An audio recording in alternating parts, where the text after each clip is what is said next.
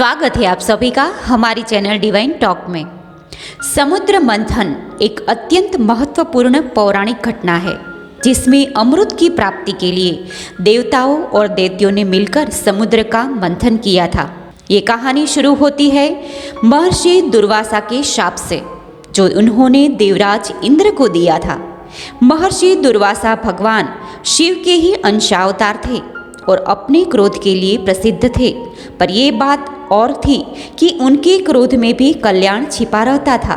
देवता और दानवों द्वारा किए गया इस समुद्र मंथन की कहानी सबसे अधिक प्रसिद्ध है।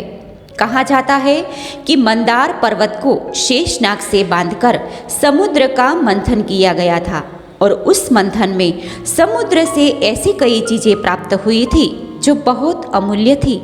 मंथन से प्राप्त हुई चीजों में से एक चीज अमृत भी थी, जिसे लेकर देवताओं और असुरों में देवासुर युद्ध हुआ था और भगवान विष्णु की मदद से देवता इस युद्ध में अमृत को पाकर विजय कर प्राप्त कर पाए थे।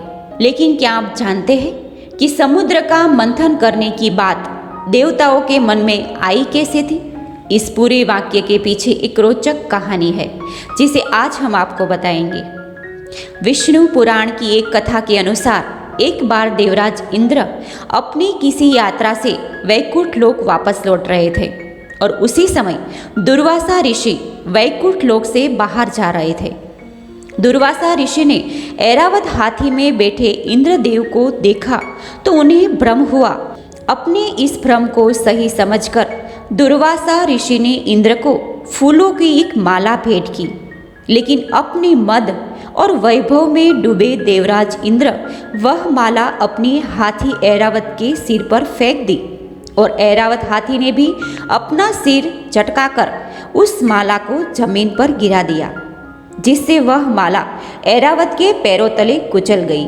दुर्वासा ऋषि ने जब इंद्र की इस हरकत को यह देखा तो क्रोधित हो गए। उन्होंने इंद्र द्वारा किए गए इस व्यवहार से खुद का तो अपमान समझा, साथ ही साथ देवी लक्ष्मी का भी अपमान समझा। इंद्र द्वारा किए गए इस अपमान के बाद दुर्वासा ऋषि ने इंद्र की श्रीहीन होने का श्राप दे डाला। ऋषि द्वारा दिए गए श्राप के कुछ ही समय बाद इंद्र का सारा वैभव समुद्र में गिर गया और दैत्यों से युद्ध हारने पर उनका स्वर्ग से भी अधिकार छीन लिया गया। अपनी इस दशा से परेशान होकर सभी देवता इंद्रदेव के साथ भगवान विष्णु के पास पहुँचे और इस समस्या का समाधान पूछा। तब भगवान ने देवताओं को समुद्र मंथन कर स्वर्ग का संपूर्ण वैभव वापस पाने और मंथन से निकलने वाले अमृत का उपभोग करने का रास्ता सुझाया। देवताओं को भगवान श्री विष्णु द्वारा सुझाया गया यह मार्ग स्वीकार था, लेकिन इस समाधान में एक दिक्कत यह थी कि समुद्र मंथन अकेले देवताओं के बस की बात नहीं थी। उन्हें इसमें दैत्यों को भी शामिल करना आवश्यक था। देवता नारायण की इस बात के लिए राजी तो हो गए और उन्होंने दानवों के साथ मिलकर समुद्र मंथन किया। मान्यता है कि समुद्र मंथन से अमृत के अलावा धन्वंतरी, कल्पवृक्ष, कौस्तुभमणि, दिव्य शंख, वारुणिया मदिरा, पारिजात वृक्ष, चंद्रमा, अप्सराएं, अश्व, हलाहल या विष और कामधेनु गाय भी प्राप्त हुई थी। लेकिन अमृत पान के लिए देवता और असुरों में युद्ध हुआ था। भगवान विष्णु की मदद से देवताओं ने यह युद्ध जीत लिया और अंततः देवताओं को अमृत की प्राप्ति हो गई और अपना स्वर्ग वापस मिल गया। बोलिए भगवान श्री विष्णु की जय हो।